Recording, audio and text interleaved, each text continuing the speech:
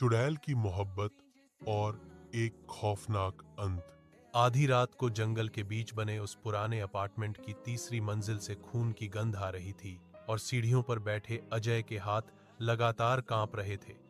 उसकी नजरें बार बार उस बंद कमरे के दरवाजे पर टिक जाती थी, जहां कुछ देर पहले तक किसी के चलने की आहट साफ सुनाई दे रही थी।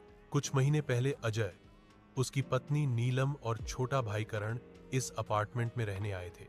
यह जगह सस्ती थी, लेकिन आसपास हमेशा अजीब सन्नाटा रहता था। रात के समय हवा के साथ किसी औरत के बालों जैसी सरसराहट सुनाई देती थी।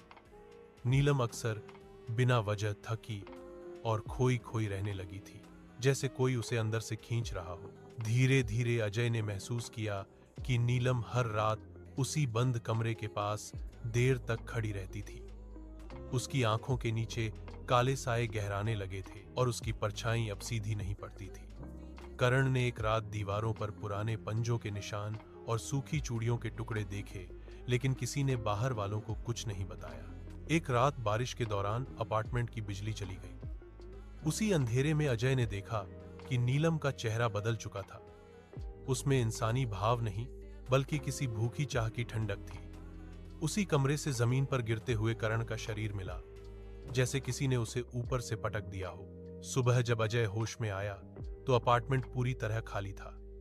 नीलम कहीं नहीं थी, सिर्फ उस कमरे की दीवार पर खून से बना एक दिल था और उसके बीच अजय का नाम लिखा था। कुछ महीनों बाद वही अपार्टमेंट फिर किराए पर चढ़ा और रात के समय वहां एक औरत की परछाई अब भी किसी अपने का इंतजार करती दिखती है।